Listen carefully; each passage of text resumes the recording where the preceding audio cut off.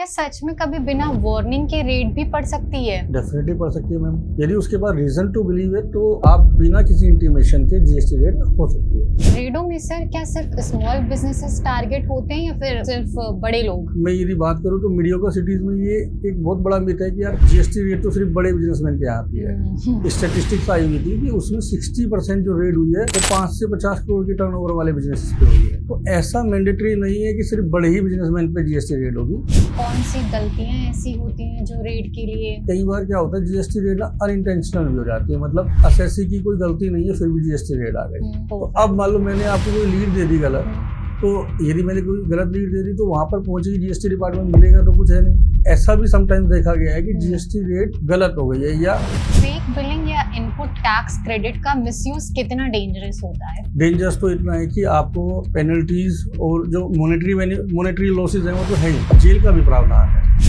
क्या ये चीज मिथ है कि जब ऑफिसर्स रेड के लिए आते हैं तो फोन, लैपटॉप, डॉक्यूमेंट्स जैसी जो सारी चीजें होती हैं वो आपकी सीज कर ली जाती हैं? मैं कह रहा हूँ ये सब चीजें ना सर्कमस्टेंसेस बेस्ड है। मुझे पता है कि ये बहुत बड़ा स्कैम है। यदि मैंने इन सब चीजों को सीज नहीं किया या तो ये डिस्ट्रॉय कर दी जाएंगी या इनको जो अल्टर कर दिया जाएगा या कोई फोन करके कोई हमें प्रेशराइज किया जाएगा या फोन से कोई डाटा डिलीट कर दिया जाएगा। वो डिपेंड करता है सर्कमस्टेंसेस बेसिस पे।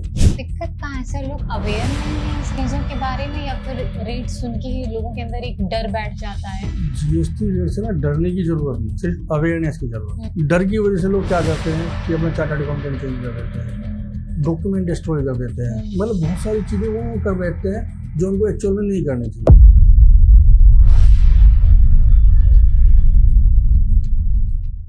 Hello everyone, welcome back to another podcast series of our studio. GST rate नाम सुनते ही हर बिजनेसेस में टेंशन की लहर जो है वो बढ़ी जाती है। लेकिन सवाल ये है कि रेड जेन्युइन टैक्स इवेशन पर होती है या कभी कॉम्प्लीमेंट्स गैप्स भी रीजन हो जाते हैं इन सब चीजों के पीछे। आज हमारे साथ हमारे स्टूडियो में मौजूद हैं आकाश गुप्ता जी, जो जीएसटी लिटिगेशन की प्रैक्टिस कर रहे हैं और चार्टेड अकाउंटेंट हैं। इनसे हम जानेंगे जीएसटी रेट की जो सारी चीजें होती हैं, जीएसटी रेट का नाम सुनते जो लोग डर जाते हैं, इन सारी चीजों का डर जो है वो डर नहीं होना चाहिए लोगों में। जो सारे मिथ्स हैं, लूप होल्स हैं, इन सारी चीजों को हम कवर करेंगे अपने पॉडकास्ट में। आकाश गुप्ता सर, स्वागत है आपका हमारे पॉडकास्ट में। सबसे पहले बताइए कैसे हैं आप? मैडम बढ़िया, आप बताइए। Thank you. बिल्कुल बढ़िया है सर। सो अपना हम जो जीएसटी रेट का जो सेशन है उसको हम डिस्कस करने स्टार्ट करते हैं। सबसे पहले जो बेसिक क्वेश्चन मैं आपसे पूछना चाहती हूँ, जीएसटी रेट एक्चुअली होती क्या है? मैडम जीएसटी रेट एक सेक्शन 67 और सीजीएसटी एक्ट का एक सेक्शन है 67, उसका एक प्रोसीजर है जिसके अकॉर्डिंग हम सर्च एंड सीजर जाते हैं। यानी कि हम क्लाइंट की प्रीमाइसिस पे जीएसटी की टीम आती है, वो सर्च करती है, सीजर करती है और सारे डॉक्यूमेंट्स लेती है, इंस्पेक्शन करती है, स्टॉक वेरिफिकेशन करती है। तो ये एक पूरा प्रोसीजर है जिसको जीएसटी रेट बोला जाता है। ठीक है सर।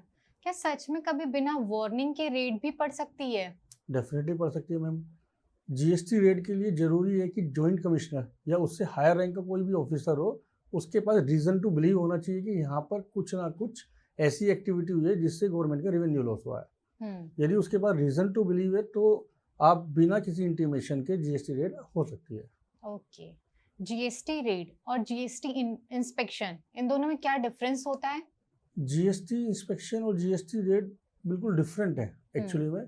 जीएसटी इंस्पेक्शन क्या है, मेरी रूटीन वेरिफिकेशन। यदि मेरे पास एक शो कॉज नोटिस आया कि मेरी 3B और 3B में या 1 में कोई मिसमैच है, 2B और 3B में कोई मिसमैच है, एक रूटीन इंस्पेक्शन जिसको ऑडिट कह सकते हैं। लेकिन रेट कोई ना कोई स्पेसिफिक सर्कमस्टांसेस में होती है, स्पेसिफिक फिगर्स को लेके होती है या स्पेसिफिक कोई डॉक्यूमेंट होते हैं जिसके बेसिस या कोई हमें कोई लीड मिली है तो उसके बेसिस पे हम जीएसटी रेट करते हैं। तो इंस्पेक्शन एक रूटीन टास्क है। सबसे बड़ी बात क्या है, इनके लिए डॉक्यूमेंट जनरेट करना होता है INSP 01, इंस्पेक्शन 01 जिसको फॉर्म बोलते हैं। दोनों के लिए, इंस्पेक्शन के लिए भी और रेट के लिए भी। लेकिन इंस्पेक्शन में रीजन टू बिलीव रिकॉर्ड करना जरूरी नहीं होता। लेकिन यदि मैं रेट के लिए जा रहा हूँ तो मुझे रीजन टू बिलीव रिकॉर्ड करना मैंडेटरी है, अदरवाइज आपकी रेट वॉइड अब इनिशियो हो जाएगी। ठीक है। रेट जो होता है डिसाइड कौन करता है कि रेट पड़ेगी? इसका भी एक प्रोसेस है मैम। सबसे पहले DGI एक टीम होती है, director directorate general of GST intelligence. वो स्टेट लेवल इन्वेस्टिगेशन टीम होती है, वो पहले ट्रिगर आइडेंटिफाई करती है, फिर एक एंटी विजन सेल होता है, वो पूरा डोजियर बनाती है, पूरा एक समरी बनाती है, फिर हमारे जॉइंट कमिश्नर होते हैं या उससे हायर रैंक के कोई ऑफिसर होते हैं, वो पूरा एक रीजन टू बिलीव रिकॉर्ड करते हैं, पूरी चीज़ें रिकॉर्ड करते हैं, और उसके बाद एक INSP 01 फॉर्म इशू होता है, उसके बाद 4 से 5 ऑफिसर की टीम जाती है रेड करने के लिए। तो एक पूरा प्रोसेस है। तो यही प्रोसेस हम रेड के लिए पूरा अगर कहा जाए तो एक रेड के लिए लीगल प्रोसेस जो होता है इसी तरीके से जनरली कई बार सर्कमस्टेंसेस ऐसे होते हैं कि डायरेक्ट रेड भी हो जाती है, यदि कोई बहुत बड़ा वर्च्यू या कोई बहुत बड़ी हमें लीड मिली हो तो डायरेक्ट रेड भी हो जाती है, लेकिन नॉर्मल सर्कमस्टेंसेस में यही एक प्रोसीजर फॉलो होता है। इन रेडों में सर क्या सिर्फ स्मॉल बिजनेसेस टारगेट होते हैं या फिर सिर्फ बड़े लोग? नहीं, ये भी एक बहुत बड़ा मिथ है। जनरली लोग ये समझते हैं, जनरली बिजनेसमैन क्या समझते हैं, और मैं यदि बात करूँ तो मीडियोकर सिटीज में ये एक बहुत बड़ा मिथ है कि यार जीएसटी रेट तो सिर्फ बड़े बिजनेसमैन के यहाँ आती है क्योंकि वहीं पर रेवेन्यू लॉस होता है। हाँ। लेकिन यदि मैं एक आंकड़े पढ़ रहा था लास्ट ईयर, एक स्टेटिस्टिक्स आई हुई थी कि उसमें 60% जो रेट हुई है वो 5 से 50 करोड़ के टर्नओवर वाले बिजनेस पे हुई है।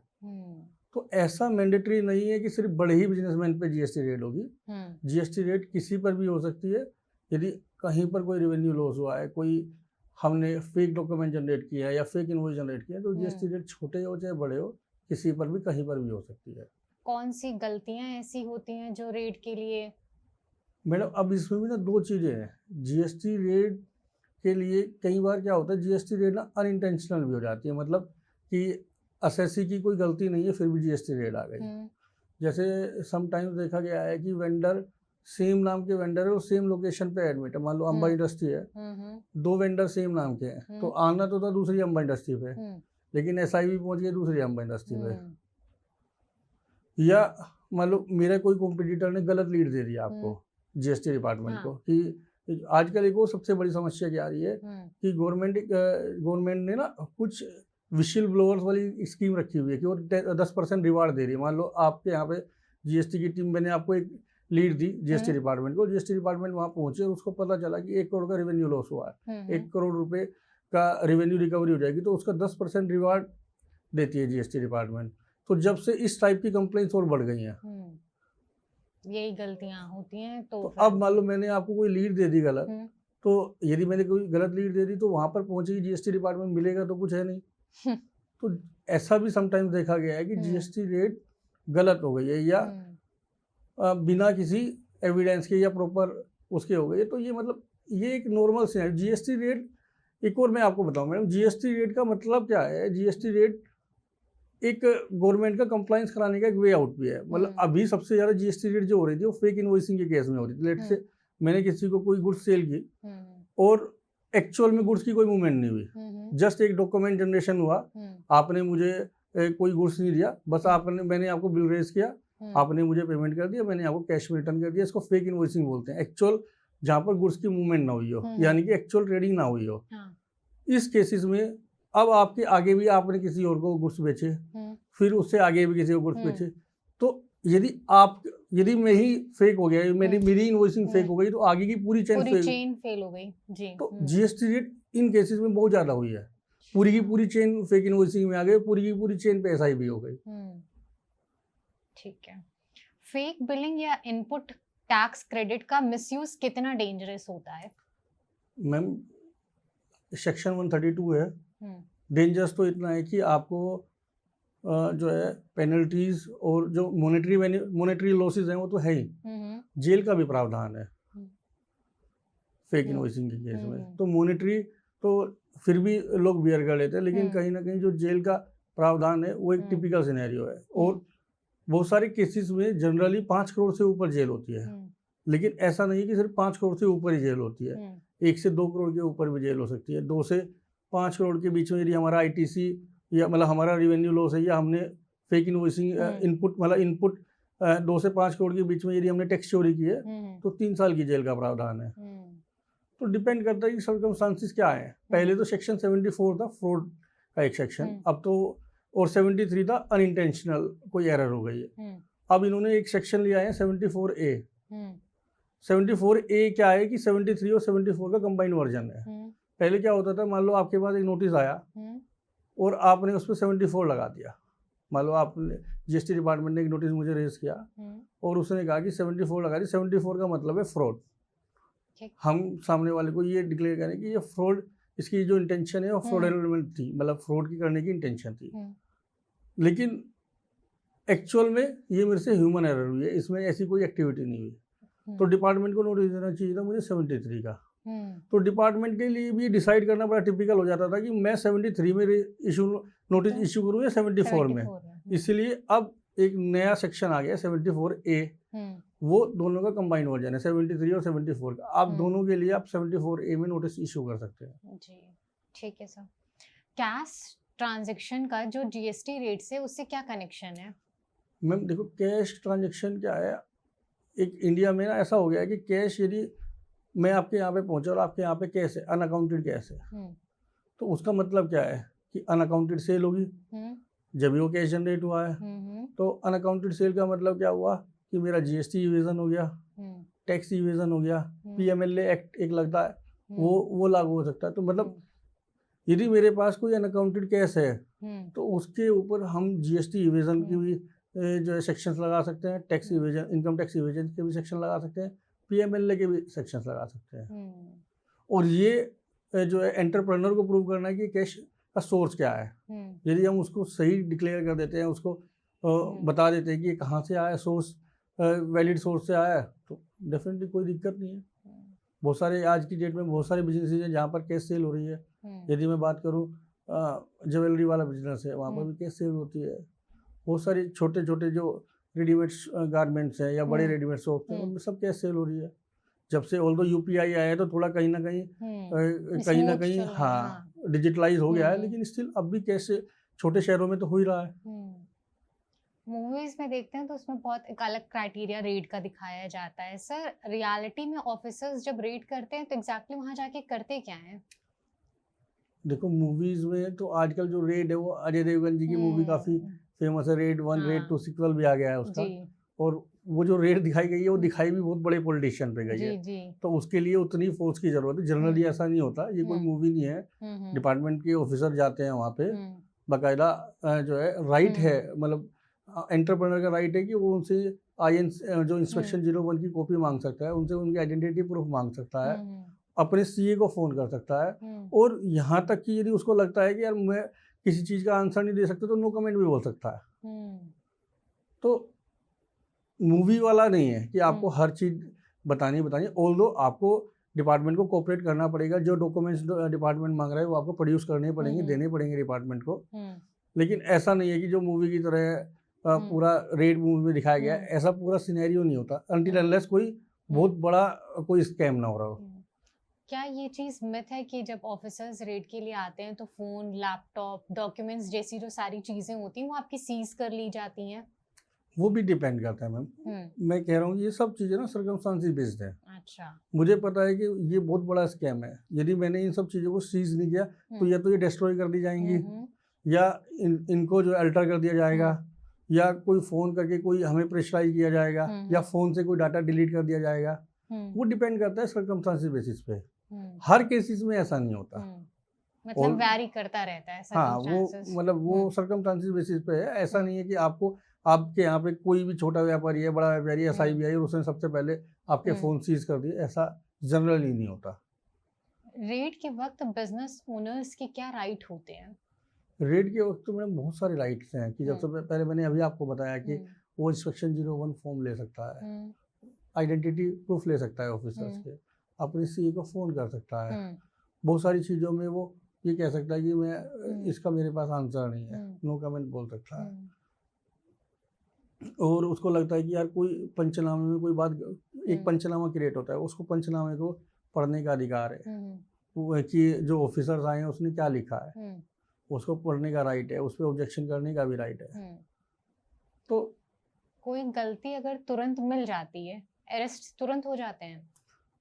अब फिर ये ना मैम, ये सिचुएशन बेस्ड एक्टिविटीज़ है एक्चुअली। जनरली ऐसा नहीं होता है कि आपके यहाँ SIB आई और आपको अरेस्ट कर लिया गया। अब मुझे पता है कि ये बहुत बड़ा स्कैम हुआ है, आपके यहाँ पे SIB आई, मुझे पता है कि स्कैम बड़ा है और असेसी ने या एंटरप्रेन्योर ने कोऑपरेट नहीं किया, वो जो डॉक्यूमेंट डिस्ट्रॉय करने लगा, मोबाइल्स जो डिस्ट्रॉय करने लगा, लैपटॉप डिस्ट्रॉय करने लगा, तो डेफिनेटली GST की जो टीम है वो उसको अरेस्ट करा सकती है। पेनल्टी कितने की लग जाती है सर? पेनल्टी भी मैम इसमें भी 74, मतलब यदि आपकी कोई फ्रॉड, यदि शो कॉज नोटिस से पहले आपने कोई चीज़ डिक्लेयर कर दी तो 10% पेनल्टी है, और यदि शो कॉज नोटिस के बाद करी है तो 100% पेनल्टी है। क्या कॉम्पिटिटर या एम्प्लॉय कंप्लेंट करके रेट बुलवा सकते हैं? बिल्कुल बुलवा सकते हैं मैम। आज की डेट में मैंने अभी बताया ना कि डिपार्टमेंट विसिल ब्लोअर वाला काम कर रहा है कि आप लीड दो, 10% रिवार्ड ले लो, तो बिल्कुल बुलवा सकता है जी। बिना गलती के भी किसी पर रेड पड़ सकती है? बिल्कुल पड़ सकती है मैम, लेकिन उसको डरना नहीं चाहिए, वो सारे डॉक्यूमेंट प्रोड्यूस करे, रेड पड़ सकती है, थोड़ी परेशानी हो सकती है, लेकिन यदि असेसी हमारा जेन्युइन है तो उसका होगा कुछ नहीं। जो बिजनेस ओनर्स रहते हैं वो प्रिकॉशंस क्या ले सकते हैं GST रेट से बचने के लिए? मैम प्रिकॉशंस भी बहुत सारे हैं, मतलब यदि मैं उसकी बात करूँ, वो कंप्लाइंस प्रिकॉशंस हो सकते हैं, टाइमली अपनी रिटर्न्स फाइल करें, रिकॉन्सिलेशन प्रिकॉशंस हो सकते हैं कि अपनी रिटर्न्स को मैच रखें, बुक से मैच रखें। तीसरा प्रिकॉशन हो सकता है कि वो जो है अपने जो, यदि उनके पास कोई शो कोई नोटिस आया है या कोई इंटीमेशन आई है, एक DRC 01A होता है जो ऑटोमेटिकली जनरेट हो जाता है, कोई भी छोटा भी मिसमैच होता है तो ऑटोमेटिकली जनरेट हो जाता है। जनरली लोग उसको अवॉइड कर देते हैं, हमारी ड्यूटी है कि हम उसको भी रिप्लाई करें। कौन से डॉक्यूमेंट्स हमेशा रेडी होने चाहिए?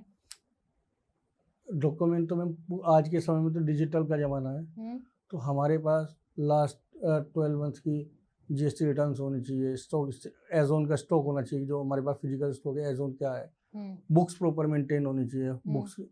तीसरा बैंक स्टेटमेंट होनी चाहिए लास्ट 12 मंथ्स की। बेसिकली सबसे ज़्यादा वो जो देखते हैं, मतलब पर जो हमारे टॉप 50 GSTN हैं जिनसे हम सेल परचेज ज़्यादा कर रहे हैं, जो बड़े GSTN नंबर हैं, उनकी इनवॉइसेस की कॉपी होनी चाहिए। डॉक्यूमेंटों में जो है डिपेंड करता है कि वो उनको लीड क्या मिली है, उसके जनरली वो स्टॉक चेक करते हैं। यदि मैं प्रैक्टिकल एक्सपीरियंस बताऊं अपना, तो जब SIB की टीम आती है तो सबसे पहले वो स्टॉक वेरिफिकेशन करती है, फिजिकल स्टॉक वेरिफिकेशन, आपकी बुक से स्टॉक लेती है और फिर उसको फिजिकली वेरीफाई करती है, फिर उसके बेसिस पे सारी चीजें आगे प्रोसीड होती हैं। स्टॉक मैंने देखा है कि बहुत सारी कंपनीज का, यदि मैं बोलूँ तो 70 to 75 कंपनीज का मैच ही नहीं करता है, तो पूरी रेट जो है ना उसी की चारों तरफ घूमने लगती है। इन सब डॉक्यूमेंट को लेकर बहुत अवेयरनेस फिर चाहिए। बहुत अवेयरनेस। क्या CA या कंसल्टेंट की गलती का रिस्क भी बिजनेस ओनर के ऊपर होता है?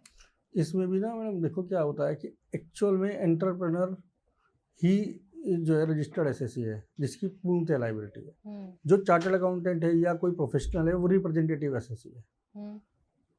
इसमें गुजरात में केस भी हुआ था, इसमें उसमें ये कहा गया कि GST मतलब कंसल्टेंट ने 2-3 साल तक रिटर्न गलत फाइल की, उसने 2B से इनपुट नहीं लिया या एक्स्ट्रा इनपुट ले लिया, जो भी हुआ उसके बेसिस पे उसकी बहुत सारी लायबिलिटी निकल गई।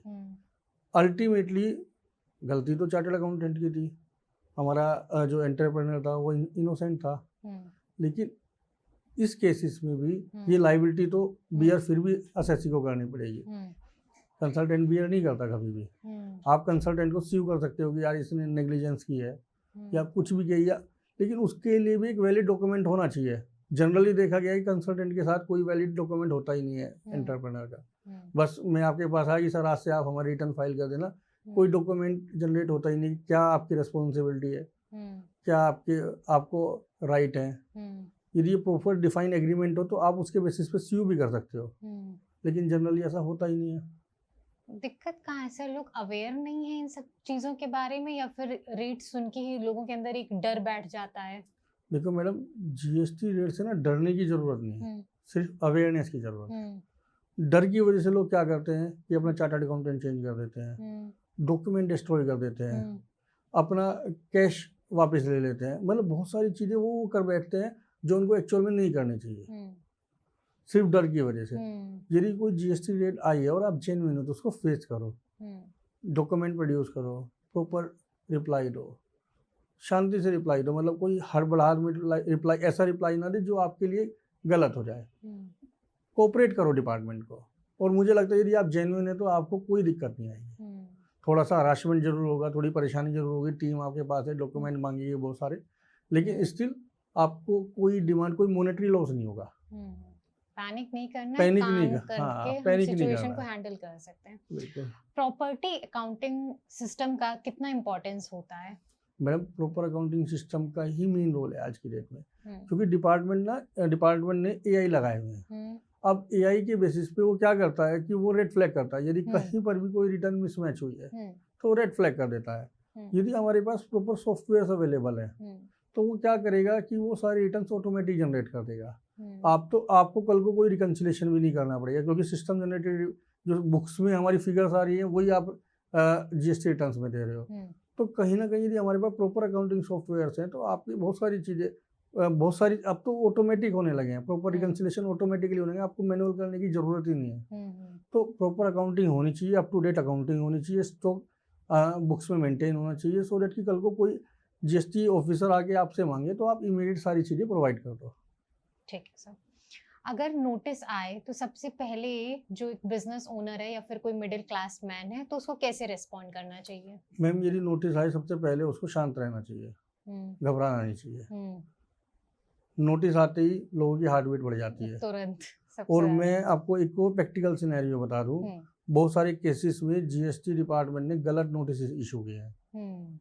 यदि वो पैनिक ना हो, उस नोटिस को समझे कि एक्चुअल में नोटिस का रीज़न क्या है, अपने कंसल्टेंट से बात करें, उसका प्रॉपर रिप्लाई दें, तो नोटिस सिर्फ हमारी घबराहट है। एक्चुअल में यदि मैं फिर दोबारा कह रहा हूँ, यदि हमारी इंटेंशन, यदि व्यापारी की इंटेंशन, एंटरप्रेन्योर की इंटेंशन ठीक है ना, तो कोई नोटिस आ जाए डिपार्टमेंट भी कोऑपरेट करता है, और यदि डिपार्टमेंट को कोऑपरेट नहीं करता तो ट्रिब्यूनल तो कोऑपरेट करता ही करता है। तो आपको कोई परेशानी नहीं आएगी। नोटिस आने के बाद सबसे पहले उसको अच्छे से समझे कि नोटिस का रीज़न क्या है। उस नोटिस में यदि उनको लगता है कि एक्चुअल में कोई हमसे ह्यूमन एरर हुई है तो उसका रिप्लाई बड़े इनोसेंट वे में एक्सेप्ट एडमिट करके दें और जो डिमांड निकली है उसको पे करें। और यदि हमें लगता है कि नहीं, डिपार्टमेंट ने कोई गलत नोटिस हमें इशू कर दिया है तो उसका प्रॉपर रिप्लाई दे, वो क्वेश होगा, डेफिनेटली क्वेश होगा। वैसे बात है। सेटलमेंट या अपील का जो ऑप्शन होता है सर, वो भी मिलता है क्या रीड में? बिल्कुल मिलता है मैम। आपको यदि मतलब आपके यहाँ जीएसटी रेट आई, आपकी डिमांड निकल गई, उसके बाद आप 10% उस डिमांड का 10% प्री डिपॉजिट करके आप अपील में जा सकते हो। लेट से आप अपील में भी हार गए तो उसके बाद फर्दर 10%, ये टोटल 20% हो गया तो आप ट्रिब्यूनल जा सकते हो। तो प्रोसीजर सब है मैम, स्टेप बना हुआ है, पूरा एक चेन बनी हुई है।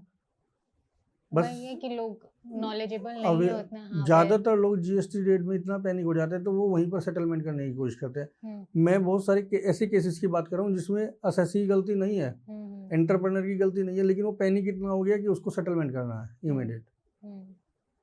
तो कभी भी कोई जीएसटी रेट आए सबसे पहले तो शांत रहें, अपने कंसल्टेंट को जरूर बुलाएं, क्योंकि लीगली जो चीज़ें कंसल्टेंट समझ सकता है और आपको एडवाइस कर सकता है वो आपके लिए हमेशा बेनिफिशियल होगा। वैसी बात है। कितना टाइम लग जाता है सर पूरे प्रोसेस को क्लोज होने में? मैम, जीएसटी रेट में प्रोसेस होने में सेक्शन 67 में जीएसटी रेट होती है, उसके बाद सेक्शन 70 होता है, उसमें आपके मतलब असेसी की स्टेटमेंट्स रिकॉर्ड की जाती है, तो उसमें 1 महीना लग जाता है स्टेटमेंट रिकॉर्ड होने में। उसके बाद उस पर इंक्वायरीज चलती हैं, डिपॉजिट्स होते हैं, मतलब जनरली 12 से 15 महीने में जीएसटी रेट के जो डिमांड है जो भी है वो एसएससी के अगेंस्ट हो या फेवर में हो, जनरली क्लोज हो जाती है। कोई ऐसा रियल केस हो जीएसटी का जो बिजनेस को कम्प्लीटली चेंज करके रख दिया हो, आप शेयर करना चाहते हो? एक बहुत अच्छा केस है जी। ये भी सूरत का है बाई चांस। सूरत का एक मतलब सूरत में एक बिजनेसमैन था, यूएस से पढ़ा हुआ था, बड़ा इनोसेंट बिजनेसमैन था, सुलझा हुआ बिजनेसमैन, पढ़ा लिखा बिजनेसमैन था। उसने यहाँ पर आया और रेडीमेड का काम स्टार्ट किया। सेल हो गई 40 करोड़ रुपए उसकी, धीरे धीरे टर्नओवर बढ़ते बढ़ते 40 करोड़ हो गई। तो किसी ने उसको सुझाव दिया कि सर मैं आपको 2 करोड़ रुपए बचा के दे दूंगा, बस सिर्फ आपको ये इन्वॉइसिंग ऐसे करनी है। तो वो जो जीएसटी दे रहा था तो उसने इनपुट लेना स्टार्ट कर दिया, मतलब किसी गलत कंपनी से इनपुट लेना स्टार्ट कर दिया। अब उसको 2-3 साल तक 2 करोड़ रुपए बचते रहे।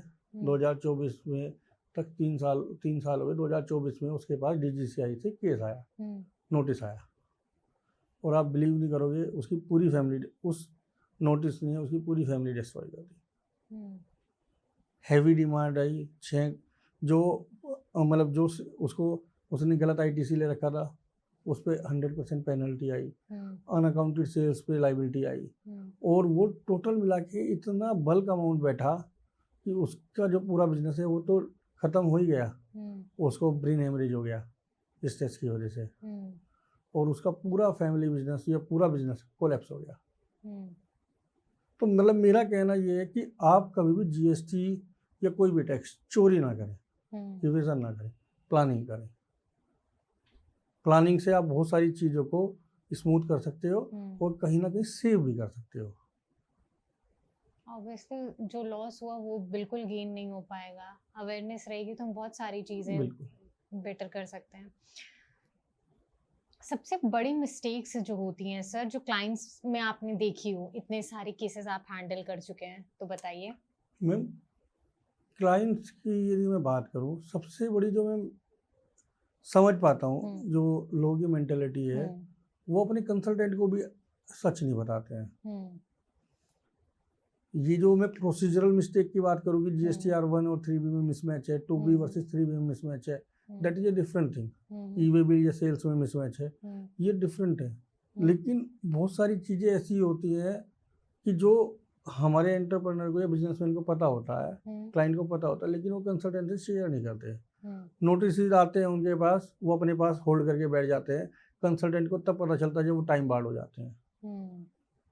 तो मेरा सबसे एक ही सजेशन है कि सबसे पहले तो अपने यहाँ पर प्रॉपर बुक्स मेंटेन करें, प्रॉपर रिकन्सिलेशन कराएं।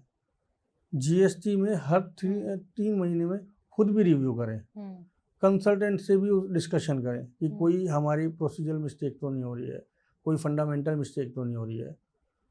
एक प्रॉपर, यदि मैं प्लानिंग के साथ चलूँगा तो ये जो नोटिस हैं, मैं ये नहीं कहता ख़त्म हो जाएंगे, लेकिन आप 90% इसको कम कर लेंगे। बस जरूरी क्या है, आपको कंसल्टेंट से रेगुलर टच में रहना चाहिए। बहुत सारे लोग, मैं एक और प्रैक्टिकल सिचुएशन देखता हूँ कि आपको उन्होंने काम दे दिया तो वो आपसे कुछ पूछेंगे ही नहीं। उन्होंने ये एज्यूम कर लिया कि अब तो कंसल्टेंट की लाइबिलिटी है, लेकिन एक्चुअल में कंसल्टेंट की कोई लाइबिलिटी नहीं है। कल को कोई डिमांड आएगी फिर भी SSC को या बिजनेसमैन को पे करना पड़ेगा। तो उनसे टच बना कर रखें, उनसे चीज़ें समझते रहें, टाइम टू टाइम उनसे रिव्यू कराएं, उस रिव्यू का रिव्यू की उनसे रिपोर्ट लें, ताकि आपकी भी नॉलेज में रहे कि हम कंसल्टेंट को भी लगना चाहिए ना कि यार हमारा जो बिजनेसमैन है या जो हमारा क्लाइंट है वो अवेयर्ड है, चीज़ों को चेक कर रहा है। आप उससे ही नहीं शेयर करेंगे तो इन फ्यूचर कोई भी आप उसको ब्लेम भी नहीं कर सकते अपनी गलतियों के लिए। ये सबसे बड़ी समस्या, ब्लेम तो चलता है। मतलब मैं आपको बताऊं, आपने किसी को कोई कंसल्टेंट को कोई कार्य दे दिया, यदि कल को कोई नोटिस आता है तो SSC बड़ी इजीली कह देता है सर आपने क्या देखा, लेकिन वो ये नहीं समझता कि अल्टीमेट रिस्पॉन्सिबिलिटी, अल्टीमेट लाइबिलिटी, यदि किसी के अकाउंटेंट ने कोई डेटा गलत भेज दिया तो कंसल्टेंट चाहकर भी कुछ नहीं कर सकता। तो जरूरी है कि SSC खुद भी इस बात का ध्यान रखे। थोड़ा, मैं ये नहीं कह रहा कि बहुत ज़्यादा समय निकाले, लेकिन कभी कभी कंसल्टेंट के साथ बैठे, समझे कि हमारा व्यापार कैसे चल रहा है, हमारी कंप्लाइंस ठीक चल रही है कि नहीं चल रहा है। उससे उसकी नॉलेज भी एनहेंस होगी और रियल सिचुएशन पता चलेगी। एग्जैक्टली। एक सिंपल सा कोई रूल सर बताइए जो हमारे क्लाइंट्स को पता होना चाहिए रेट से बचने के लिए। रेट से बचने के लिए मैम आप कंप्लाइंट रहें। सबसे बड़ी बात क्या है, कोई फेक इनवॉइसिंग ना करें, कोई फेक इनपुट ना ले, GST चोरी करने की कोशिश ना करें, तो आप रेट से कहीं ना कहीं बचे रहेंगे। ठीक है। न्यू बिजनेसेस के लिए आप क्या एडवाइस देना चाहेंगे? न्यू बिजनेसेस के लिए मेरा सिंपल एडवाइस है कि मैम डे 1 से कंप्लाइंट रहें, चीज़ों को वेरीफाई करते रहें, मैच करते रहें। ऐसा ना हो कि क्या होता है, जनरली जो स्टार्टअप्स होते हैं वो फंडिंग में, सेल्स में इतने ऑक्यूपाइड रहते हैं कि वो फाइनेंस को बाईपास कर देते हैं। और वो बाईपास होने से क्या होता है, वो इतना बड़ा लैकुना हो जाता है कि कल को नोटिस का एक रीज़न बन जाता है। तो डे 1 से अच्छे कंसल्टेंट हायर करें, अच्छे अकाउंटेंट हायर करें। मैं अगेन यही बात कहता हूँ कि हाफ ईयरली क्वार्टरली एटलीस्ट अपने कंसल्टेंट के साथ बैठे, समझे कि क्या स्टेटस है उनके कंप्लायंसेस का। तो उससे क्या होगा कि चीज़ें कंट्रोल्ड वे में चलती रहेंगी। ये रूल्स सर जो आप बता रहे हैं ये सारे सिर्फ बिजनेसमैन के लिए हैं या फिर मिडिल क्लास फैमिली का कोई मेंबर है उसको भी इस सब चीजों की ये होनी जो चाहिए? मैं बता रहा हूँ जीएसटी रेट्स जो है ना बिजनेसमैन के लिए है। अच्छा। जो जिन्होंने जीएसटी नंबर लिया हुआ है, चाहे वो मिडिल क्लास हो, चाहे स्मॉल बिजनेसमैन हो, चाहे बड़ा बिजनेसमैन हो, सबके लिए रूल्स तो सेम है। ठीक है। क्या इंडिया में जीएसटी सिस्टम इम्प्रूव हो रहा है या और ज्यादा स्ट्रिक्ट हो रहा है? मैडम मैं तो कहूँ तो इम्प्रूव हो रहा है। चीज़ें बहुत सारी एआई ड्रिवन हो गई हैं। अब इसमें भी ना क्या है कि यदि नोटिस ज़्यादा आ रहे हैं तो हम ये समझ रहे हैं कि यार हम स्ट्रिक्ट हो रहा है, डिपार्टमेंट स्ट्रिक्ट हो रहा है। एक्चुअल में डिपार्टमेंट स्ट्रिक्ट नहीं हो रहा है, वो लोगों को कंप्लाइंट बना रहा है। वो कोशिश कर रहा है कि चीज़ें अच्छे वे में जाएं, कंप्लाइंट होके जाएं। जब से जीएसटी 2.0 आया है तो उसने इजी तो किया है। पहले बहुत सारे रेट्स थे, 5%, 12%, 18%, 28%। अब सिर्फ 2 रेट रह गए हैं, 5% और 18%। तो स्मूथ तो हुआ है। पहले की चीजें जिस तरह जीएसटी रेट होती थी और अब जैसी चीजें होती हैं, दोनों में डिफरेंस आप क्या देखते हैं? रेट तो मैम सेम है आज। रेट में कोई डिफरेंस नहीं है, ना रेट का कोई प्रोसीजर बदला है, ना कोई सिनेरियो चेंज हुआ है। लेकिन मैं ये मान के चल रहा हूँ कि लोग कंप्लाइंट ज़्यादा हो गए हैं। यदि मैं इनिशियल फेज की बात करूँ तो फेक आईटीसी एक जनरल था या फेक इनवॉइसिंग जनरल बात थी। लेकिन अब डिपार्टमेंट जब से स्ट्रिक्ट हुआ है, एआई डाटा, एआई से चीज़ें वेरिफिकेशन होने लगी है सिस्टम, क्योंकि डिपार्टमेंट ने अपने सॉफ्टवेयर में एआई लगा दिया है। तो वो इमीडिएट रेड फ्लैग करता है। यदि आपका कोई ऐसा HSN जो आपने कभी यूज़ ना किया हो तो रेड फ्लैग कर देगा। लास्ट ईयर से कोई आपकी सेल्स जो है वो ज़्यादा हो गई है, रेड फ्लैग कर देगा। मतलब आपकी सेल्स तो बढ़ रही है लेकिन कैश जीएसटी आप कम पे कर रहे हो, मतलब जीएसटी कैश में कम पे कर रहे हो, तो रेड फ्लैग है। तो अब पहले डिपार्टमेंट को ये सब चीज़ें मैनुअल करनी होती थी, अब एआई इमीडिएट कर देता है। इमीडिएट खुद कर देता है। ग्राफ कब का बढ़ा है, पहले का या आपका रेट का? नहीं, डेफिनेटली मैम मेरी बिजनेस पॉइंट ऑफ व्यू से देखो तो रेट तो अब ज़्यादा हो रही है। अब ज़्यादा हो रही है। इसका एक रीज़न ये भी है कि जीएसटी डिपार्टमेंट अवेयर अब हुआ है। ये जो पहले की चीज़ें थी 2017 में, 18 में या 19 या 20 में, जो फेक आईटीसी के केसेस थे वो आज ओपन हो रहे हैं। तो उसमें पूरी की पूरी चेन ब्रेक हो रही है। तो मैं ये कहूँ कि हमारे जो पुराने एक्ट हैं उनका रिजल्ट हमें, उनका रिवार्ड हमें आज मिल रहा है। कौन से बिजनेसेस में ज़्यादा रेड हो रही है? मैम रेड के लिए कोई स्पेसिफिक नहीं। यदि मैं बात करूँ आयरन स्क्रैप पे बहुत ज़्यादा रेड है, टोबैको पे बहुत ज़्यादा रेड है। देखो मैम वहाँ पर भी ना हम जैसे ही लोग बैठे हैं, उनको पता है कि जीएसटी इवेजन सबसे ज़्यादा कहाँ पे हो रहा है, कौन से बिजनेसेस में हो रहा है। ज्वेलरी में हो रहा है, टोबैको में हो रहा है, आयरन स्क्रैप में हो रहा है। तो ये एक कहते हैं कि रेड लाइट एरियाज है उनके लिए। तो यहाँ पर रेट ज़्यादा हो रही है। वो बिजनेसेस भी प्रॉफिटेबल हैं, इसी बिजनेस प्रॉफिटेबल नहीं है, वो बिजनेस अनस्ट्रक्चर्ड है, अनरिकॉग्नाइज्ड है।